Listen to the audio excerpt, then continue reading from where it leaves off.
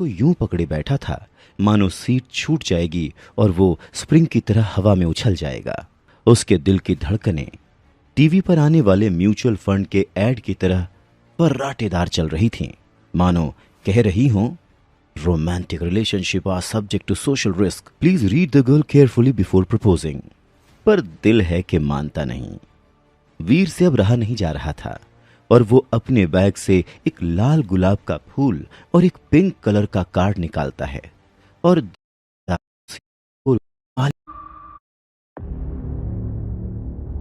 पृथ्वी ग्रह कमरे के पंखे की हवा से उड़ रही उस सुनहरी लट से वीर की निगाहें हट नहीं रही थीं।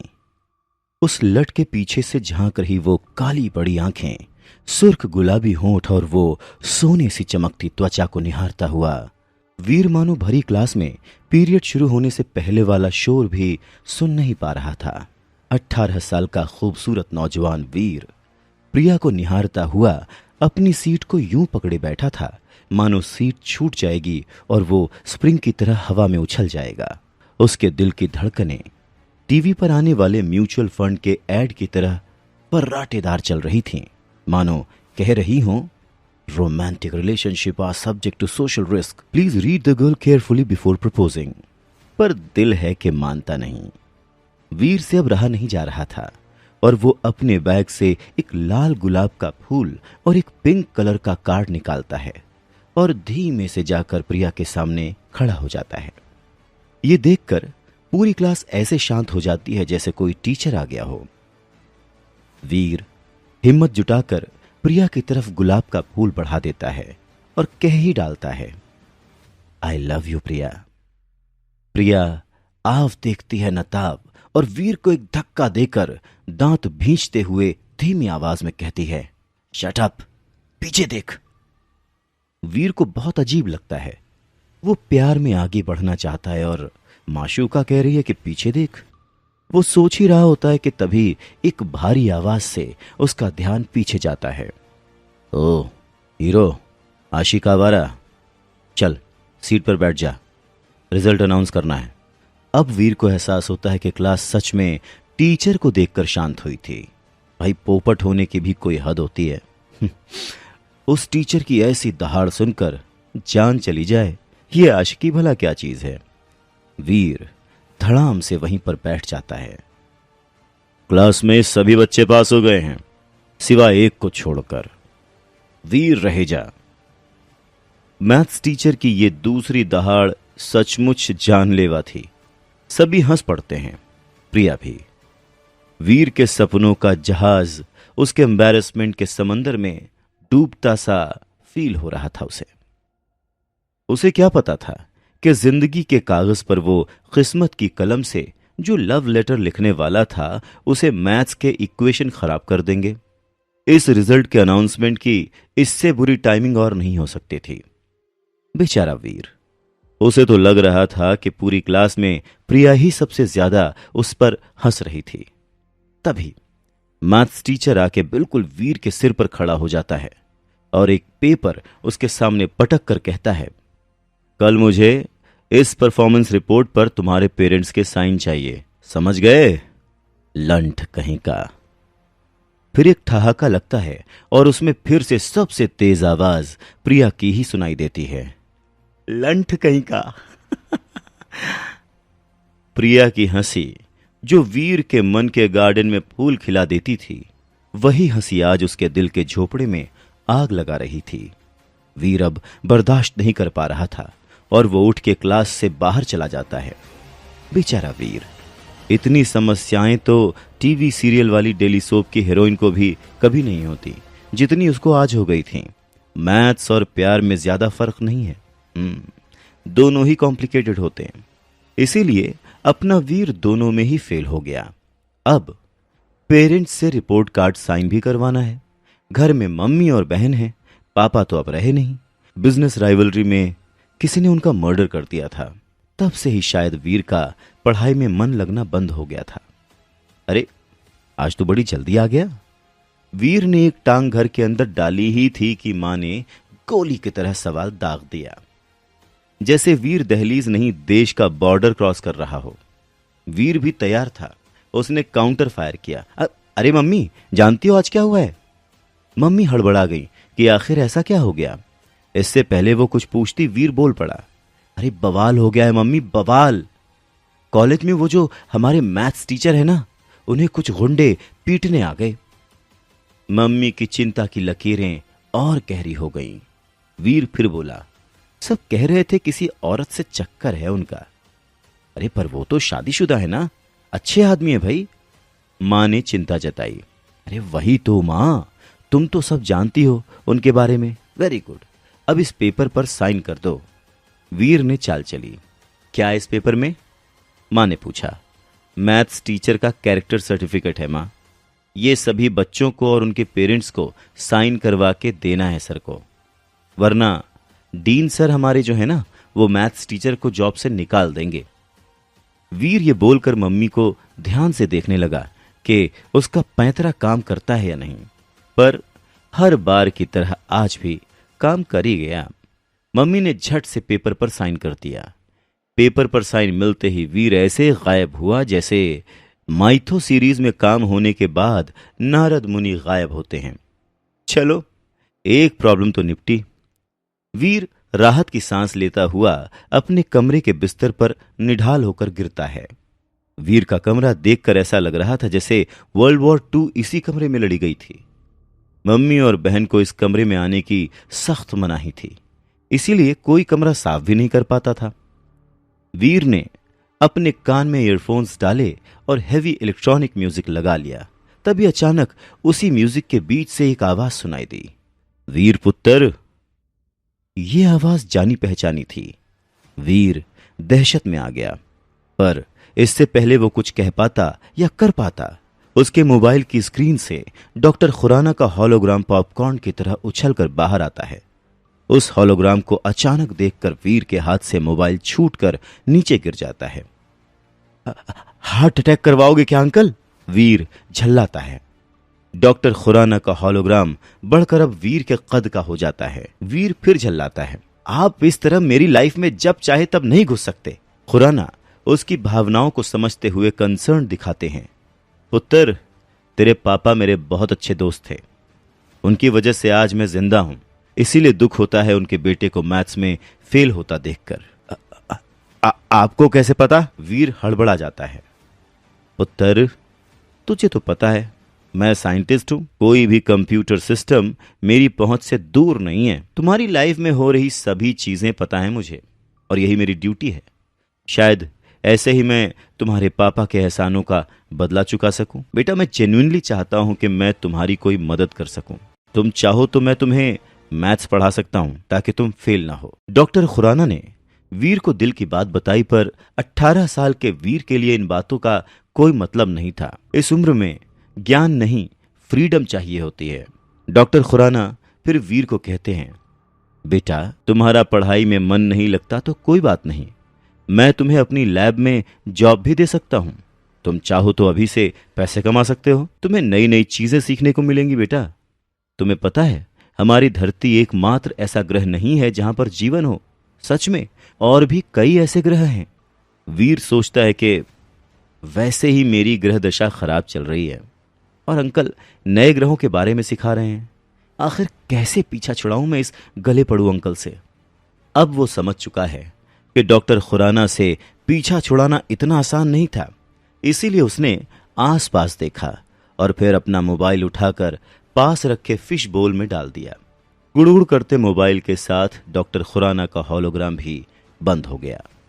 वीर ने अपने दोनों हाथों को ऐसे झटका जैसे कोई मुसीबत टल गई हो, पर आज फिर से वीर को मोबाइल टेबल लैंप के नीचे सुखाना पड़ेगा। दूसरे दिन दोस्तों की आवाज से वीर की नींद खुलती है और वीर को रियलाइज होता है कि वो आज फिर से कॉलेज के लिए लेट हो चुका है। फटाफट से तैयार होकर वो नीचे आता है। मां रोज की तरह ब्रेकफास्ट लेकर खड़ी है, जो भागता हुआ वीर झट से उठाता है और आगे बढ़ जाता है। तभी मम्मी पीछे से आवाज देकर उसे रोकती हैं।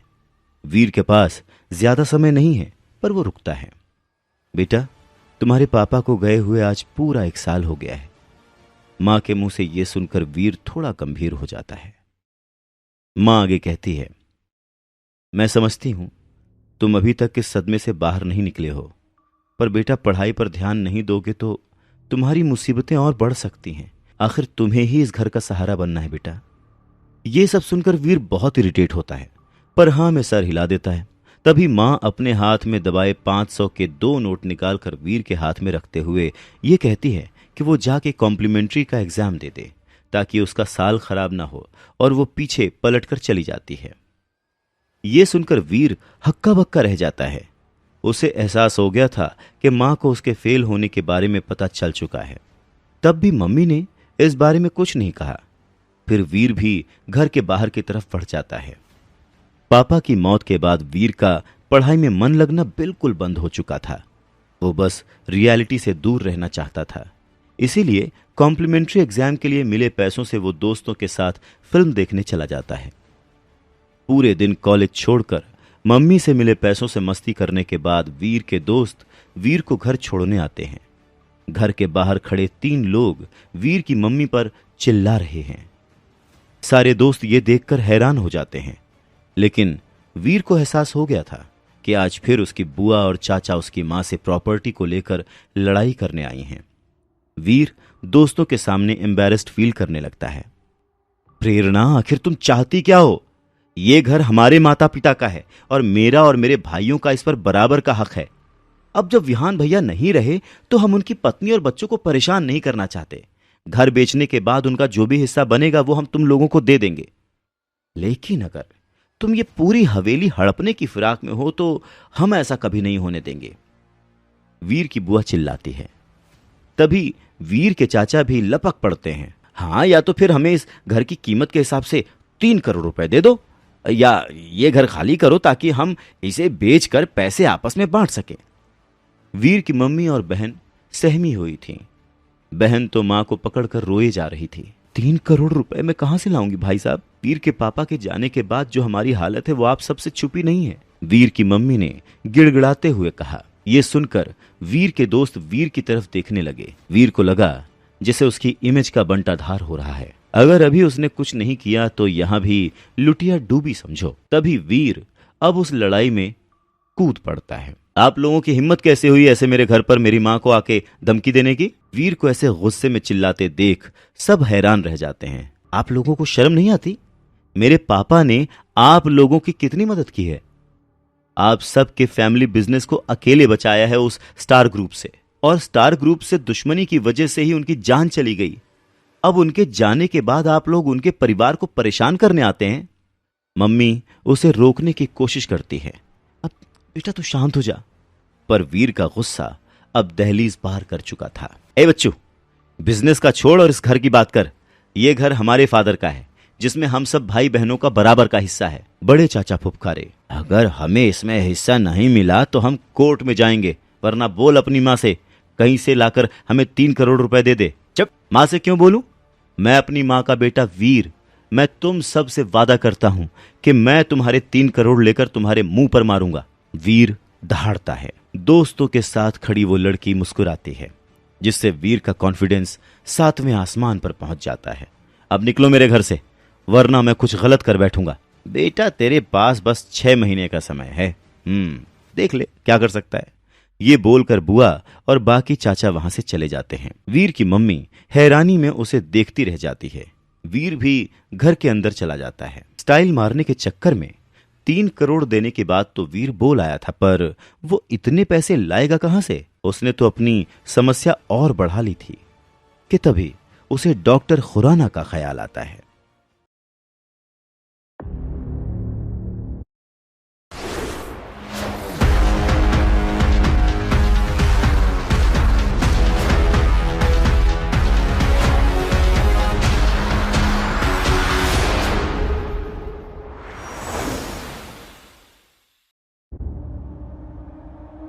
तीन करोड़ जुटाने की चिंता में वीर अपने कमरे में चहलकदमी कर रहा था।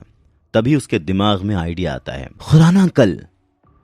खुराना का नाम लेते ही खुराना का होलोग्राम फिर उसके मोबाइल में अचानक से अपीयर होता है, जिसे देखकर हर बार की तरह वीर डर जाता है। हाँ पुत्र, तूने मुझे बुलाया? खुराना बोलता है। अंकल आप अलादीन के जिन हो क्या कि मैं आपका नाम लेता हूं और आप अपीयर हो जाते हो? वीर जेन्युइनली ये जानना चाहता है। खुराना हंसता है। अरे बेटा, मैंने तुम्हारे मोबाइल पर वॉइस कमांड इंस्टॉल कर दिया था ताकि किसी भी मुसीबत में तुम मुझको बुलाओ तो मैं जल्द से तुम्हारी मदद के लिए आ सकूं। ये सुनकर वीर उनसे पूछना चाहता है कि आपको इसके अलावा कोई और काम धंधा है कि नहीं, पर पैसा न मिलने के डर से वो नहीं पूछता, चुप रह जाता है। बोल पुत्र, क्या हेल्प चाहिए तुझे? खुराना पूछता है। हेल्प तो चाहिए अंकल। वीर बोल ही रहा था कि खुराना बोलता है, तो फिर आ जाओ मेरी लैब। लैब भी घुमा दूंगा और बातें भी कर लेंगे। मैंने तुम्हारे मोबाइल पर लोकेशन भेजा है, देखो। Okay, see you soon. ये बोलकर खुराना फोन काट देता है। इतनी तेजी में ये सब होता है कि वीर प्लेजेंटली सरप्राइज रह जाता है। वो सोचता है कि खुराना इतना बड़ा साइंटिस्ट है तो 3 करोड़ तो होने ही चाहिए उसके पास। वीर खुराना के दिए हुए पते पर पहुंच जाता है और चारों तरफ देखता है। वो किसी बड़े ऊंचे कांच वाली बिल्डिंग की कल्पना लिए चारों तरफ देख रहा है। आखिर इतने बड़े साइंटिस्ट हैं खुराना अंकल, तो उनका ऑफिस भी तो शानदार ही होगा। पर वहां तो बस एक टूटा फूटा मकान दिख रहा था। वीर कंफ्यूज था कि तभी उस टूटे फूटे मकान से खुराना भागता हुआ बाहर आता है। अरे पुत्र, तू आ गया। Welcome welcome welcome in my lab. Khurana की बात सुनकर वीर के मन में बस एक ही ख्याल आता है, खोदा पहाड़ निकला चूहा। खुराना उसका हाथ पकड़ के लगभग घसीटते हुए अंदर ले जाता है। अंदर आने के बाद का नजारा देखकर वीर को लगता है, भैया गई भैंस पानी में। कबाड़ी की दुकान भी उस घर से ज्यादा अच्छी थी। अब वीर अपनी भावनाओं पर काबू नहीं रख पाया और अपना सवाल दाग ही देता है। अंकल, आप तो कह रहे थे कि आप बड़े साइंटिस्ट हैं। इस पर खुराना हड़बड़ाता है। हाँ हाँ, क्यों क्यों किसी ने कुछ और बोला है क्या? वीर सरकास्टिक होकर कहता है, नहीं, वो इतना बड़ा ऑफिस देखकर लग रहा है। वीर बोल ही रहा होता है कि खुराना पास लगे एक बटन को दबा देता है, जिससे पूरा का पूरा फ्लोर हरकत में आ जाता है और किसी लिफ्ट की तरह नीचे जाने लगता है। वीर लगभग लड़खड़ाते हुए गिरने वाला होता है, पर खुराना उसे सहारा देता है।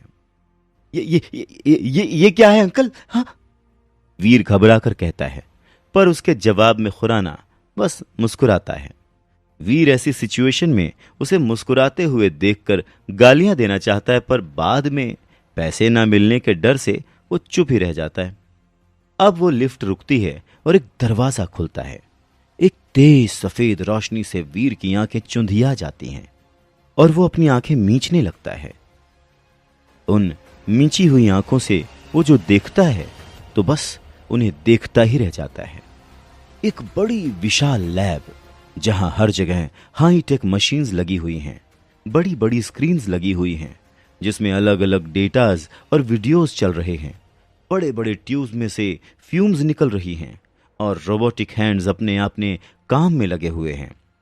ये खुराना की लैब से ज्यादा आयरन मैन का वर्कशॉप लग रही थी।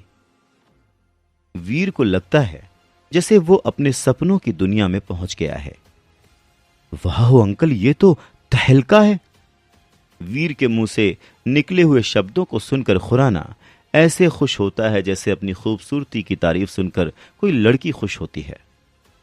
मेरी लैब है, मेरा, खुराना अपनी तारीफ करते हुए कहता है और अपनी मशीन्स को ऐसे देखने लगता है जैसे मशीन्स ना होकर उसके पालतू जानवर हों। बोल पुत्र, तुझे क्या हेल्प चाहिए? तू जो बोलेगा मैं दूंगा, आखिर तू मेरा यार का पुत्र है। खुराना बड़े प्यार से वीर को पूछता है। वीर भी इतनी फ्रीडम पाके धड़ल्ले से बोल देता है, अंकल 3 करोड़ रुपए चाहिए। ये सुनते ही खुराना अपनी ही मशीन्स पर फिसलते हुए नीचे गिरते गिरते बचता है और खुद को संभालते हुए हैरानी से पूछता है, 3 करोड़? हाँ अंकल, आप तो दे ही सकते हो। वीर पूछता है। खुराना अब खुद को स्ट्रेट करते हुए सीरियस होकर वीर को समझाता है, देख पुत्र, ये सब जो तू देख रहा है ना, ये मेरा पर्सनल नहीं है, ये सब सरकार ने दिया है। उसके बाद वो रुआंसा होकर कहता है, 3 करोड़ तो मैंने अपनी पूरी लाइफ में नहीं देखे हैं तो तुझे कैसे दे दूं? खुराना की ऐसी दयनीय हालत देखकर वीर को और गुस्सा आ रहा होता है। मतलब, आप मेरी मदद नहीं कर सकते? कर सकता हूं और करूंगा पुत्र, करूंगा ना। तू चाहे तो मैं इस लैब में तुझे जॉब दे दूंगा, 20,000 सैलरी भी दिलवा दूंगा। सच्ची, 20,000 सैलरी। मैथ्स में वीर ज्यादा अच्छा नहीं था, पर वो अपने मोबाइल को निकालकर कैलकुलेट करता है और पता है कि 20,000 मंथली सैलरी में तो उसे 3 करोड़ जुटाने में 125 साल लग जाएंगे। अरे अंकल, इतने दिनों में तो मेरे पोते भी बूढ़े हो जाएंगे, फिर पैसों का क्या करूंगा? खुराना मजबूर है और वीर गुस्सा। वीर वहां से जाने ही वाला होता है कि उसकी नजर एक लाल रंग के टेलीफोन बूथ पर पड़ती है जो लकड़ी का लग रहा था। वीर हैरान होता है कि इतने हाईटेक लैब में ये पुराने जमाने का टेलीफोन बूथ क्या कर रहा है। वो अपनी जिज्ञासा को शांत करने के लिए खुराना से उस बूथ के बारे में पूछता है। सवाल सुनकर खुराना की मानो आंखें चमक जाती हैं और जैसे 5th क्लास का बच्चा पोम सुनाता है, वैसे ही खुराना उस बूथ के बारे में वीर को बताने लग जाता है। वीर, ये तो सभी जानते हैं कि पूरे यूनिवर्स में पृथ्वी ऐसा प्लेनेट है जहां पर जीवन पाया जाता है। हालांकि पिछले कुछ सालों में साइंटिस्ट को पृथ्वी जैसे ही कुछ ऐसे प्लैनेट्स का पता चला है जहां पर साइंस ऑफ लाइफ पाए गए हैं। हमारे जैसे ही लोग, हमारे जैसे ही जानवर और हमारे जैसे ही पेड़ पौधे, लेकिन देखने में हमसे काफी अलग। आम भाषा में ऐसे लोगों को हम एलियंस यानी कि दूसरी दुनिया के लोग कहते हैं। डॉक्टर खुराना वीर को समझाते हुए कहते हैं और वीर उनकी बात को समझने की कोशिश करता है। एलियंस? जैसे पीके मूवी में आमिर खान था? पर अंकल, ऐसे लोग तो बस फिल्मों और किस्से कहानियों में ही होते हैं ना। मेरा मतलब है कि असल जिंदगी में मैंने तो आज तक कोई भी एलियन नहीं देखा। हाँ, बचपन में मेरा सपना था कि मेन इन ब्लैक मूवी की तरह मेरा भी किसी एलियन से आमना सामना हो जाए, पर फिर मैं बड़ा हो गया और इस सपने को मजाक में लेने लग गया, क्योंकि मैं समझ गया था कि ये सब सिर्फ किस्से कहानियों में होता है। डॉक्टर खुराना की बात सुनकर वीर काफी कंफ्यूज था। डॉक्टर खुराना ने मुस्कुराते हुए वीर से कहा, हमारी फिल्में और कहानियां कहीं ना कहीं हमारी असल जिंदगी से ही तो जुड़ी होती हैं वीर, और अब तो साइंस ने भी इस बात को मान लिया है कि एलियंस होते हैं। खैर, अब ये बात तुमसे कैसे जुड़ी हुई है, मैं उस बारे में तुम्हें बताता हूं। और फिर वीर ध्यान से उनकी बातें सुनने लगता है। पिछले कुछ सालों से हमारी एजेंसी टाइटन ग्रह में एक सीक्रेट मिशन चला रही है, जहां हर साल हम कुछ लोगों को टाइटन ग्रह पर भेजते हैं। दरअसल उस ग्रह पर डेवलपमेंट अभी भी अपनी पहली स्टेज पर है, इसीलिए वहां के लोग अभी पूरी तरह से विकसित नहीं हो पाए हैं। वहां कई लोग ऐसे हैं जो कि ना तो पूरी तरह से इंसान हैं और ना ही पूरी तरह से जानवर। मतलब उनके शरीर के कुछ हिस्से तो इंसानों जैसे हैं, लेकिन उनकी हरकतें और दिमाग जानवरों जैसा है। साथ ही साथ वहां कुछ जानवर ऐसे भी हैं जो विकसित होकर बहुत खतरनाक होते जा रहे हैं। इस तरह के लोग और जानवर उस ग्रह के उन लोगों के लिए खतरा हैं जो पूरी तरह डेवलप हो चुके हैं और जिनकी इंटेलिजेंस भी हम जैसी ही है। लेकिन उन लोगों के साथ साथ ऐसे जानवर और लोग हमारी पृथ्वी के लिए भी खतरा बन सकते हैं। इसीलिए हर साल हम अपने प्लैनेट से कुछ लोग टाइटन ग्रह पर भेजते हैं, ताकि वो लोग हमारी पृथ्वी की तरफ बढ़ रहे खतरे को वहीं पर खत्म कर सकें। ये टेलीफोन बूथ उसी टाइटन ग्रह पर जाने का पोर्टल है। वीर कंफ्यूज्ड है और सवाल पूछता है, अंकल, जब उस ग्रह पर इतना खतरा है तब लोग वहां जाते ही क्यों हैं? हाँ? खुराना मुस्कुराता है और कहता है, पैसे कमाने और ताकत पाने के लिए। वीर प्लेजेंटली सरप्राइज्ड हो जाता है और पूछता है कि लोग कितने पैसे कमा सकते हैं वहां पर? अनलिमिटेड, समझ रहे हो? अनलिमिटेड। खुराना इस तरह से खुश होकर बोलता है जिससे वीर को यकीन हो जाए कि उसकी पैसों की समस्या भी टाइटन ग्रह पर जाकर खत्म हो सकती है। वीर सोचने लगता है। वीर को देखकर खुराना को भी एहसास होता है कि वीर टाइटन के बारे में सोच रहा है। खुराना तुरंत ही वीर के सपनों पर पानी फेरते हुए कहता है, नहीं नहीं, पर तुम वहां नहीं जा सकते, इसलिए सोचो भी मत। वीर हैरान हो जाता है। अरे भाई, तुम मेरे जिगरी दोस्त के इकलौते बेटे हो, यानी मेरे भी बेटे जैसे ही हुए। मैं तुम्हारी जान खतरे में नहीं डाल सकता। तुम घर जाओ और कोई और रास्ता ढूंढो पैसे जुटाने का। ये कहते हुए खुराना वीर को उसकी लैब से बाहर जाने को कह देते हैं। हालांकि वीर घर की ओर निकल जाता है, पर खुराना की बात उसके दिमाग में किसी साइंस फिक्शन फिल्म की तरह घूम रही थी। पर साथ में अफसोस भी है कि वो परिवार के लिए पैसे नहीं जुटा पाया। वीर जैसे ही घर पहुंचता है तो देखता है कि उसके लफंटर दोस्तों की टोली बाहर ही उसका इंतजार कर रही है।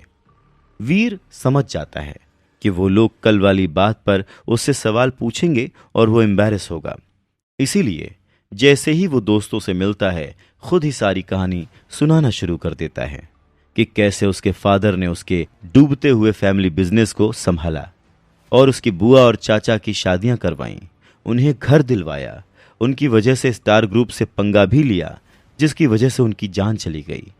पर उनके जाने के बाद उसकी बुआ और चाचा उन्हें दादाजी के घर से निकालना चाहते हैं। वीर की कहानी सुनकर सभी दोस्त उसे सिंपैथी दिखाते हैं।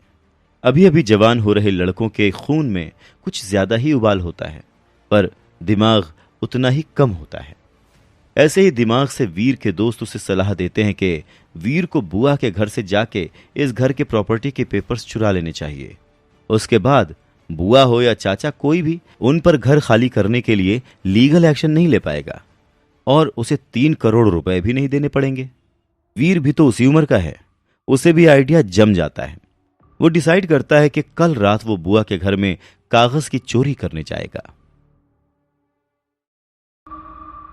शाम ढलने को है। वीर और उसके 2 लफंटर दोस्त प्लानिंग के हिसाब से बुआ के घर के बगल वाली झाड़ियों में छुप के सबके सो जाने का इंतजार कर रहे हैं। पॉप कल्चर को रियलिटी समझने वाले लड़कों ने पूरी जेम्स बॉन्ड वाली प्लानिंग कर रखी थी कि जैसे ही घर की बत्ती बुझेगी, वीर बाउंड्री क्रॉस करके अंदर जाएगा, फिर पाइप से चढ़ के खिड़की पर जाएगा और खिड़की खोलकर पेपर चुराएगा और भाग जाएगा। पर जिंदगी जेम्स बॉन्ड की मूवी से थोड़ी अलग होती है। तभी बत्ती बुझती है, वीर खुद को जेम्स बॉन्ड समझते हुए बाउंड्री क्रॉस करता है और फिर पाइप से ऊपर चढ़ने की कोशिश करता है। पर यह इतना आसान नहीं है। जल्द ही उसे रियलाइज हो जाता है कि जेम्स बॉन्ड मूवी में बहुत गलत दिखाते हैं। बेचारा कई खरोच और चोट लगाते हुए किसी तरह पाइप से छत पर चढ़ ही जाता है और जैसे ही खिड़की खोलकर अंदर जाने की कोशिश करता है कि सिक्योरिटी का अलार्म बज उठता है। रात के उस सन्नाटे में शोर भर जाता है और घर की सारी बत्तियां जल जाती हैं। वीर सपोर्ट के लिए अपने दोस्तों की तरफ देखता है, पर वो तो अलार्म बजते ही रफू चक्कर हो चुके थे और वीर को अधर में लटकता हुआ छोड़ गए थे। तभी बुआ और उनकी फैमिली बाहर आते हैं और वीर रंगे हाथों पकड़ा जाता है। जल्द ही पुलिस आ चुकी थी और वीर को चोरी के इल्जाम में पकड़कर ले जाने वाली होती है कि तभी बुआ ने चाचाओं को भी बुला लिया, जो पास ही में रहते हैं। वीर की स्थिति काटो तो खून नहीं वाली थी। उसे डर था कि कहीं मम्मी को पता न चल जाए। क्यों बे बच्चू, तूने क्या सोचा इतनी आसानी से हमारे 3 करोड़ गटकने देंगे तुझे? बुआ झल्लाई। इसकी मां को फोन करो, उसे भी तो पता चले कि उसका सपूत क्या कर रहा है। चाचा तहाड़े। नहीं नहीं, मम्मी को फोन मत करना, वीर गिड़गिड़ाया। मम्मी को पता चला तो वो टूट जाएंगी। ये सुनकर बुआ और चाचा एक दूसरे से नैन मटक्का करते हैं और फिर वीर को कहते हैं, देख बे छोकरे, मैं तुझे छोड़ दूंगी और ये चोरी का इल्जाम भी वापस ले लूंगी, लेकिन तुझे अपनी मां को मनाकर वो हवेली बिकवानी होगी, समझा? तू तो समझदार है ना, समझ रहा है ना मैं क्या कह रही हूं? बुआ प्यार से धमकाते हुए बोलती है, और अगर वो हवेली अगले महीने तक खाली नहीं हुई तो याद रख, पुराने मकानों में आग बड़ी आसानी से लग जाती है। चाचा ने धमकी देते हुए इतनी बड़ी बात बोल दी जिससे वीर का अस्तित्व ही हिल गया। उसे एहसास हो गया था कि उसकी इस छोटी सी गलती का परिणाम कितना भयानक हो सकता है। अब बात सिर्फ पैसे की नहीं रह गई थी, वीर की मां और बहन की सुरक्षा की भी थी, क्योंकि ये लालची लोग उस हवेली को हासिल करने के लिए किसी भी हद तक गिर सकते हैं। वीर को अब अपनी बचकानी हरकत पर बहुत गुस्सा आता है। और उसकी बुआ और चाचा उसे धमकी देकर बाहर निकाल देते हैं। इस घटना ने वीर का अस्तित्व झकझोर कर रख दिया था। अब वो समझ चुका है कि पैसे कमाने का बस एक ही रास्ता है, टाइटन पर जाना। दूसरे दिन सुबह वीर कॉलेज के बहाने से निकलकर सीधे खुराना के ऑफिस पहुंच जाता है। खुराना अपनी लैब में नहीं था। वीर उसे आवाज देता है पर कोई रिप्लाई नहीं आता। वीर बेचैन हो जाता है। उसे बहुत जल्दी है अब टाइटन पर जाकर पैसे कमाने की। अल्हड़पन और हड़बड़ी में उसने खुराना का इंतजार नहीं किया और इसीलिए वो डिसाइड करता है कि वो खुद ही कोशिश करेगा। तभी वीर सामने रखे टेलीफोन बूथ में एंटर करता है। उस बूथ में बस एक ही लाल रंग का बड़ा सा बटन लगा था। वीर आसपास देखता है और उस बटन को दबा देता है। बटन दबते ही बूथ के अंदर मानो रोशनी की बाढ़ सी आ जाती है। तरह तरह के रंग चारों तरफ से वीर के शरीर पर पड़ने लगते हैं और धीरे धीरे बूथ में धुआं भरने लगता है। वीर उस धुएं को अपने पांव से उठकर कंधों तक पहुंचते हुए देखकर पैनिक हो जाता है और उस बटन को फिर से दबाने के लिए ढूंढने लगता है। तभी वो बूथ जोर जोर से शेक करता है और पूरी तरह से वीर धुएं की आगोश में समा जाता है। छटपटाते हुए वीर को आखिर वो बटन मिलता है और वो उसे दबा देता है। इसी के साथ बूथ शेक करना बंद कर देता है और एक क्लिक की आवाज के साथ दरवाजा खुलता है। वीर आव देखता है न ताव, बाहर भाग कर आता है और खांस खांस कर अपने फेफड़ों को साफ करता है। ये सब करते हुए उसे नोटिस होता है कि वो खुराना की लैब में नहीं है। वो अपने चारों तरफ देखता है। एक बिल्कुल सफेद कमरा है चारों तरफ और उसमें बस एक दरवाजा लगा है। वीर घबरा जाता है और वो झट से दरवाजा खोलकर बाहर जाता है। दरवाजे से बाहर जाते ही वीर की दुनिया बिल्कुल बदल जाती है। उसकी आंखों की पुतलियां फैल जाती हैं, दिल की धड़कनें और तेज हो जाती हैं। वो अपने चारों तरफ देखता है तो उसे लगता है कि वो जैसे स्वर्ग में आ गया हो। बड़े बड़े पहाड़ आकाश और धरती के बीच तैर रहे हैं। पेड़ों के पत्तों पर इतने रंग उसने अपनी पूरी जिंदगी में नहीं देखे थे। जमीन पर बिछी घास भी ऐसी चमक रही थी जैसे उनमें छोटे छोटे लेप बल्ब लगे हुए हों। हवा में भी जो स्वच्छता और खुशबू है वैसा पूरे जीवन में कभी महसूस ही नहीं हुआ। वो मंत्र मुग्ध सा चारों तरफ देख ही रहा होता है कि एक दहाड़ से उसका ध्यान पीछे की तरफ चला जाता है। पीछे की तरफ मुड़कर जो वो देखता है तो ऐसा लगता है कि जैसे उसकी धड़कन ही एक पल के लिए रुक गई हो। अचानक से उसके चेहरे के रंग उड़ जाते हैं और पांव बेजान से जमीन पर गड़ जाते हैं। वो देखता है उसके ठीक सामने एक अजीब सा जानवर खड़ा है। उसका सर शेर के जैसा है पर शरीर गेंडे के जैसा। आइस एज के लायंस की तरह बड़ी बड़ी टांग बाहर लटक रही है। पूरे सर पर टेंटिकल्स निकले हुए हैं।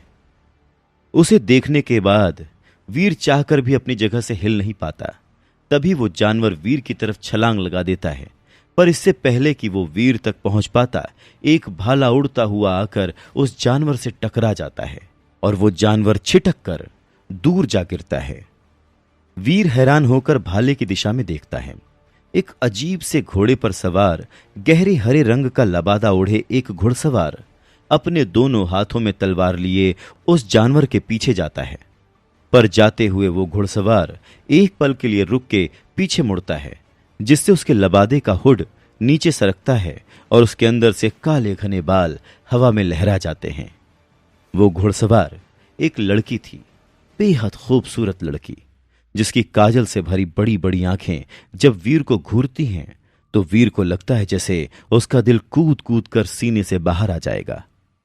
योद्धा के वेश में इतना मासूम चेहरा, ये कॉम्बिनेशन सच में कातिल था। वो लड़की वापस आगे मुड़कर उस जानवर के पीछे चली जाती है। वीर उसे आवाज लगाने ही वाला होता है कि तभी एक हाथ आकर उसे खींच ले जाता है। वीर खुद को फिर से धुएं से घिरा पाता है और जब धुआं छटता है तो वीर देखता है कि उसके सामने डॉक्टर खुराना खड़े हैं और बेहद गुस्से में उसे घूर रहे हैं। ये क्या बेवकूफी करने जा रहे थे तुम्हें जिम्मेदारी का कोई एहसास है या नहीं? डॉक्टर खुराना भड़कते हुए वीर को डांटते हैं। वीर जानता है कि वो कोई जवाब देने की हालत में नहीं है। उसकी इस गलती से उसकी जान भी जा सकती थी। अगर तुम्हें कुछ हो जाता तो क्या होता आज? तुम समझते हो? तुम समझते क्यों नहीं कि वीर, तुम अभी बच्चे हो, यह खतरनाक खेल तुम्हारे लिए नहीं है। डॉक्टर खुराना कंसर्न दिखाते हैं, पर वीर अब गंभीर हो चुका था। अंकल, यह खेल खेलना मेरा शौक या कोई इंटरेस्ट भर नहीं है, अब यह मेरी जरूरत बन चुका है। वीर की बात सुनकर खुराना शांत होकर उसे सुनने लगता है। अब वीर उन्हें पिछले 12 घंटे में होने वाली सारी घटनाएं विस्तार से बताता है और उन्हें समझाता है कि उसका टाइटन पर जाकर पैसे कमाना कितना जरूरी है। उसकी बातों को सुनकर डॉक्टर खुराना गहरी सोच में पड़ जाते हैं और वीर मायूस होकर वहीं बैठ जाता है। काफी सोचने के बाद डॉक्टर खुराना कहते हैं, ठीक है, तुम अगर टाइटन पर जाना ही चाहते हो तो मैं तुम्हें रोकूंगा नहीं, पर वहां जाने से पहले वहां के बारे में सब कुछ जानना होगा तुम्हें। मैं तैयार हूं अंकल। यह बोलकर वीर अपना पूरा कंसंट्रेशन डॉक्टर खुराना पर लगा देता है। डॉक्टर खुराना अब वीर को टाइटन के बारे में विस्तार से बताना शुरू कर देते हैं। सुनो, टाइटन ग्रह पर हमारा बेस देव आश्रम के नाम से है। तुम टेलीपोर्ट होकर वहीं पर बने अपने कमरे में जाओगे, लेकिन वीर, वहां गुजारा करना इतना आसान नहीं होगा। समय समय पर अपनी ताकत और काबिलियत बढ़ाने के लिए तुम्हें लेवल्स पार करने होंगे, और वो तब होगा जब तुम्हें जीन पॉइंट्स मिलेंगे, और वो तुम्हें तब मिलेंगे जब तुम वहां एलियंस का शिकार करके उनकी एनर्जी हासिल करोगे। ये काफी कुछ वैसा ही है जैसे तुम्हारी वीडियो गेम्स की दुनिया में होता है, बस फर्क इतना है कि यहां पर खतरा असली है। तुम्हारी एक छोटी सी चूक तुम्हारी जान भी ले सकती है, और वीडियो गेम्स की तरह यहां तुम्हें दूसरा मौका भी नहीं मिलेगा। जितनी आसानी से डॉक्टर खुराना ये सब कह रहे थे, वीर जानता है कि ये उससे कहीं ज्यादा मुश्किल है। टाइटन ग्रह वैसे तो दिखने में हमारी पृथ्वी जैसा ही है, लेकिन फिर भी हमारी पृथ्वी से काफी अलग है, और इसीलिए वहां के नियम भी अलग हैं। इस दुनिया में साइंस और टेक्नोलॉजी दोनों ही बेवजह है, क्योंकि वहां के लोग अभी भी डेवलप हो रहे हैं। इसीलिए वहां कोई भी साइंटिफिक या टेक्निकल इक्विपमेंट काम नहीं करते। दूसरे शब्दों में कहूं तो वहां मशीन गन से ज्यादा एक स्टील का खंजर तुम्हारे लिए फायदेमंद रहेगा। मिसाइल्स और न्यूक्लियर हथियार भी वहां किसी काम के नहीं होंगे। यहां तक कि वहां पर मोबाइल फोन या ऐसे कोई भी इलेक्ट्रॉनिक इंस्ट्रूमेंट्स भी नहीं चलेंगे। सब कुछ ठीक वैसे ही होगा जैसे कि पृथ्वी के डेवलपमेंट के पहले चरण के समय था। वीर बहुत ही ध्यान से डॉक्टर खुराना की बात सुन रहा था। यह सुनने में भले ही किसी फिल्म के सीन जैसा लग रहा हो, पर असल में काफी दिलचस्प था। और हैरानी की बात तो यह थी कि वीर को इसमें और ज्यादा रुचि आ रही थी और वो आगे सुनने के लिए उत्सुक था।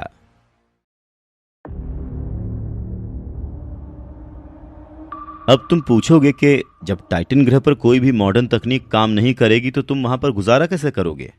तो वीर, टाइटन ग्रह पर सब कुछ प्राचीन दौर की पृथ्वी जैसा ही है, इसीलिए वहां गुजारा करने के लिए तुम्हें भी प्राचीन दौर के तौर तरीकों को अपनाना होगा। जैसे कि गैस की जगह तुम्हें लकड़ी के चूल्हे पर खाना बनाना होगा। अर्ली मैन की तरह फल और सब्जियों से अपना पेट भरना होगा। दूसरे शब्दों में कहूं तो जिन सब चीजों के तुम आदी हो ना, उनमें से तुम्हें वहां कुछ भी नहीं मिलेगा। लड़ाई के लिए भी तुम्हें हथियारों की जगह प्राचीन समय की मार्शल आर्ट्स का इस्तेमाल करना होगा, जिसकी समझ तुम्हें बहुत अच्छे से है। और इसीलिए इस मिशन के लिए मैं तुम्हें टाइटन ग्रह पर भेजने के लिए तैयार हुआ हूं। लेकिन सिर्फ प्राचीन मार्शल आर्ट्स की समझ होना ही काफी नहीं है। टाइटन ग्रह पर उन खतरनाक एलियंस से लड़ने के लिए तुम्हें इसी मार्शल आर्ट्स की बेसिक में कई तरह की अलग अलग तकनीकें जोड़नी होंगी, जिसकी ट्रेनिंग तुम्हें टाइटन ग्रह पर भेजने से 1 महीना पहले यहां पर दी जाएगी। इसके अलावा टाइटन पर अपनी ताकत बढ़ाने और एलियंस का सामना करने के लिए तुम्हें एक और चीज की मदद मिलेगी, और वो है एलियंस की डेविल सोल। लेकिन इस तरह की शक्ति तुम्हें यहां नहीं बल्कि टाइटन ग्रह पर ही मिलेगी। जब वहां पर तुम किसी एलियन को मारोगे ना, तो ही तुम उसकी डेविल सोल हासिल कर सकते हो। एक बार जब तुम किसी एलियन की डेविल सोल हासिल कर लेते हो, तब या तो अपने रूप को उसी एलियन की तरह बदल सकते हो या फिर उसे कवच या ढाल की तरह इस्तेमाल कर सकते हो। यह इस बात पर निर्भर करेगा कि तुमने किस तरह के एलियन को मारा है। इसके अलावा तुम टाइटन ग्रह के फल और सब्जियों के सूप से भी जीन पॉइंट्स हासिल कर सकते हो, पर उसकी मैं ज्यादा गारंटी नहीं दे सकता। बाकी जैसे जैसे तुम डेवलप होगे वैसे वैसे तुम्हारे जीवन के साल भी बढ़ते जाएंगे। देव आश्रम में डेवलपमेंट के 4 चरण होते हैं, और जैसे जैसे तुम्हारे डेवलपमेंट के चरण पूरे होते जाएंगे वैसे वैसे तुम अगले चरण के लिए क्वालिफाई करते जाओगे। तुम्हारी भाषा में समझाऊं तो यह ठीक उसी तरह से है जिस तरह से तुम्हारे वीडियो गेम का कैरेक्टर अपग्रेड होता है, लेकिन यह सब कुछ तुम्हारे जीन पॉइंट्स पर निर्भर करता है। तुम्हारे जीन पॉइंट्स जितने ज्यादा ताकतवर होंगे उतनी जल्दी तुम डेवलप होकर अगले चरण पर पहुंच जाओगे, और जितनी जल्दी तुम अगले चरण पर पहुंचोगे तुम उतने ही ज्यादा ताकतवर होगे और खतरनाक से खतरनाक एलियंस का सामना कर पाओगे। डॉक्टर खुराना की बात सुनकर वीर बहुत ज्यादा उत्साहित हो जाता है, पर एक सवाल अभी भी वहीं का वहीं था। ऐसा सब करके उसकी परेशानी कैसे हल होगी? इसी बारे में वो डॉक्टर खुराना से पूछता है। टाइटन ग्रह के एलियंस 4 कैटेगरीज में डिवाइडेड हैं। पहले आम एलियंस, दूसरे प्राइमरी एलियंस यानी कि वो जो डेवलप होना शुरू हो चुके हैं, तीसरा म्यूटेंट एलियंस यानी वो जो पूरी तरह से डेवलप हो चुके हैं, और चौथे सेक्रेड ब्लड एलियंस। अलग अलग एलियंस के अलग अलग जीन पॉइंट्स होते हैं जो तुम्हें उनकी एनर्जी हासिल करके मिलेंगे, लेकिन उसके साथ साथ तुम अपने शिकार को बेचकर भी पैसे कमा सकते हो। और अगर तुम्हारी किस्मत अच्छी हुई और तुम किसी ताकतवर एलियन जैसे म्यूटेंट एलियन या सीक्रेट ब्लड एलियन का शिकार कर लेते हो तो उस एलियन की डेविल सोल या हथियार बेचकर तुम आसानी से करोड़ों कमा सकते हो। डॉक्टर खुराना की बात सुनकर वीर की आंखों में चमक आ जाती है। लेकिन वीर, ये इतना आसान नहीं होगा। जैसा कि मैंने तुम्हें पहले भी बताया है, टाइटन ग्रह पर खतरा काफी ज्यादा है, और सबसे बड़ी बात, वहां पर तुम अकेले पृथ्वीवासी नहीं होगे। तुम्हारे अलावा और भी कई लोग वहां पर तुमसे पहले से मौजूद और तुमसे ज्यादा ताकतवर भी हैं। इसीलिए वहां तुम्हें सिर्फ एलियन से ही नहीं लड़ना है, बल्कि अपने आप को दूसरों के सामने प्रूव भी करना है। तुम्हारा कंपटीशन सिर्फ वहां पहले से मौजूद पृथ्वीवासियों से ही नहीं बल्कि खुद से भी होगा। तुम जितना जल्दी खुद को ताकतवर बनाओगे उतनी ही जल्दी खतरनाक एलियंस को मारकर पैसे कमा पाओगे। लेकिन एक बात मैं तुम्हें पहले ही बता देना चाहता हूं कि अगर इस सीक्रेट मिशन में तुम्हें कुछ हो जाता है तो हमारी एजेंसी इसकी कोई जिम्मेदारी नहीं लेगी, क्योंकि सरकार को हमारे इस मिशन के बारे में कुछ नहीं पता है। इसीलिए अब मैं फैसला तुम पर छोड़ता हूं। अगर तुम यह खतरा मोल लेने के लिए तैयार हो तो मैं अभी ही तुम्हारे टाइटन ग्रह जाने की सारी तैयारी शुरू कर देता हूं, नहीं तो फिर हम कोई और रास्ता सोचेंगे। फैसला तुम्हारा है, अच्छे से सोच लो पहले। इतना कहकर डॉक्टर खुराना रिलैक्स होकर बैठ जाते हैं और वीर उनकी बातों पर गौर करते हुए सोच में पड़ जाता है। डॉक्टर खुराना की बातों से वीर को एक बात तो साफ हो गई थी कि टाइटन ग्रह में वाकई बहुत खतरा है, लेकिन अगर वो वहां नहीं गया तो 3 करोड़ जैसी बड़ी रकम को इतने कम समय में इकट्ठा करने का शायद कोई दूसरा मौका नहीं मिलेगा। अगर वो इस सीक्रेट मिशन पर जाता है तो उसकी जान को खतरा है, और अगर वो इस सीक्रेट मिशन पर नहीं जाता और यहीं पृथ्वी पर रहता है तो उसका परिवार बेघर हो जाएगा। काफी देर तक सोच विचार करने के बाद वो अंत में एक फैसले पर पहुंच जाता है। अंकल, मैं टाइटन ग्रह के इस सीक्रेट मिशन पर जाऊंगा। वीर का फैसला सुनकर डॉक्टर खुराना को बेहद खुशी होती है। कहीं ना कहीं उन्हें वीर से उम्मीद भी यही थी, और वीर पूरी तरह से उनकी उम्मीदों पर खरा उतरा था। लेकिन फिर भी वो वीर को एक बार फिर से सोचने के लिए कहते हैं। अंकल, मैंने ये फैसला अच्छे से सोच समझ कर लिया है। जब तक जिंदगी में कोई चैलेंज ना हो तब तक जिंदगी जीने में मजा नहीं आता, और ये तो मेरी जिंदगी का सबसे बड़ा चैलेंज है। मेरे लिए इससे ज्यादा रोमांचक बात क्या होगी कि जिन सुपर हीरोज की फिल्में देखकर मैं बड़ा हुआ हूं, मुझे उन्हीं की तरह जिंदगी जीने का मौका मिलेगा। जानता हूं कि इसमें खतरा है, लेकिन अगर मुझे कुछ होना होगा तो वो तो यहां पर भी हो सकता है। टाइटन ग्रह जाऊंगा तो शायद मर जाऊंगा, लेकिन अगर नहीं गया तो अपने परिवार को बेघर देखकर पल पल मरूंगा। इसलिए मैं टाइटन ग्रह जाऊंगा अंकल। बस आपसे एक ही रिक्वेस्ट है, अगर इस मिशन में मुझे कुछ हो जाता है तो आप बस मेरी फैमिली को संभाल लीजिएगा, उनका ध्यान रखिएगा। वीर पूरे कॉन्फिडेंस के साथ डॉक्टर खुराना को अपना फैसला सुनाता है, और उसका कॉन्फिडेंस देखकर डॉक्टर खुराना खुश होकर सहमति में सर हिलाते हैं।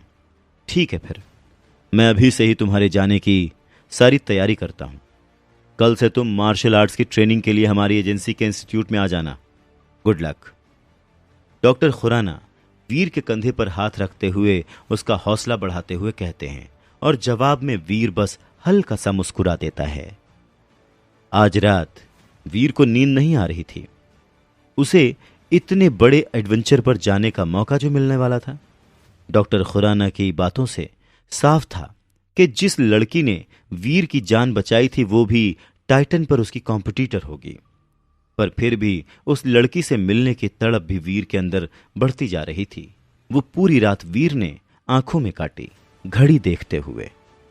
सुबह होते ही वीर दबे पांव छुपते छुपाते घर से बाहर निकलने ही वाला होता है कि मम्मी की आवाज पीछे से आकर उसे रोक देती है। अरे वीर, इतनी सुबह सुबह कहां जा रहा है? और तू इतनी सुबह कब से उठने लगा? वीर मुस्कुराता है। वो जानता है कि आज फिर उसे मम्मी से झूठ बोलना पड़ेगा, पर अपने किसी स्वार्थ या फेल्योर को छुपाने के लिए नहीं, बल्कि परिवार की रक्षा करने के लिए, परिवार को सुविधा देने के लिए। वीर अब अपनी एक्टिंग स्किल्स दिखाते हुए अपनी मुस्कुराहट छुपा करके ड्रामेटिक तरीके से बोलता है, अरे मम्मी, पता है वो हमारे मैथ्स टीचर है ना। मां चिंतित होती है। अब क्या किया उन्होंने? अरे उनकी टांग टूट गई मां। वीर पैंतरा जड़ता है। हे भगवान, मां का ये रिएक्शन तो लाजमी था। इसीलिए मां, इसीलिए मुझे अब हर रोज उनके घर जाकर पढ़ना होगा, क्योंकि वो कॉलेज तो आएंगे नहीं ना। वीर को पूरा यकीन था कि उसके हर पैंतरे की तरह मां पर आज ये पैंतरा भी काम कर ही जाएगा। वीर फिर मुस्कुराते हुए निकल जाता है। इसी तरह डॉक्टर खुराना के नेतृत्व में वीर की 15 दिन की प्राइमरी ट्रेनिंग पूरी हो चुकी थी। अब वीर टाइटन पर जाने के लिए तैयार था। पर डॉक्टर खुराना जानते हैं कि प्राइमरी ट्रेनिंग के बाद भी टाइटन जैसे खतरनाक जगह पर सरवाइव करना बहुत मुश्किल है। पर वो वीर को रोक भी नहीं सकते थे, क्योंकि टाइटन को वीर की नहीं, बल्कि वीर को टाइटन की जरूरत है। वीर के पिता डॉक्टर खुराना के बहुत अच्छे दोस्त थे और प्रशंसक थे। डॉक्टर खुराना उस दिन वीर के पिता के साथ ही थे जिस दिन उनका मर्डर हुआ था। उस दिन कुछ ऐसा हुआ था जिसका राज डॉक्टर खुराना ने आज तक अपने दिल में छुपा रखा था। खुराना बस ये जानते हैं कि आज वीर के पिता की वजह से वो जिंदा हैं, और इसीलिए वीर को एक सही मकाम पर पहुंचाना सिर्फ उनकी जिम्मेदारी ही नहीं, बल्कि उनका लक्ष्य भी है। टाइटन पर जाने से पहले डॉक्टर खुराना वीर से कुछ दिल की बातें कहते हैं। देख पुत्र, ट्रेनिंग से स्किल डेवलप होती है, पर उन स्किल्स पर विश्वास एक्सपीरियंस से आता है। इसीलिए टाइटन पर छोटे छोटे कदम बढ़ाकर पहले अनुभव हासिल करना, छोटे छोटे एलियंस का शिकार करके अपने आप पर विश्वास हासिल करना, और जब एक बार विश्वास आ जाए तो चाहे जो भी हो जाए उसे कभी मत छोड़ना। याद रख पुत्र, बड़े से बड़ा योद्धा भी शहीद हो सकता है। हम मेहनत के आगे किस्मत को नकार नहीं सकते। तेरे पिता आज होते तो तुझे ये कभी नहीं करने देते, पर मैं मजबूर हूं। पर चिंता मुझे भी तेरे पिता जितनी ही है। ये बोलते बोलते खुराना की आंखों से एक आंसू की बूंद टपक जाती है। वीर उन्हें जोर से गले से लगा लेता है। अंकल, आप चिंता मत कीजिए, मैं पूरी सावधानी से रहूंगा और आपकी दी हुई हर सीख को मानूंगा। वीर उन्हें सांत्वना देता है। डॉक्टर खुराना भी उसे अपने दोनों हाथों से पकड़कर आशीर्वाद देते हैं और टाइटन के लिए विदा करते हैं।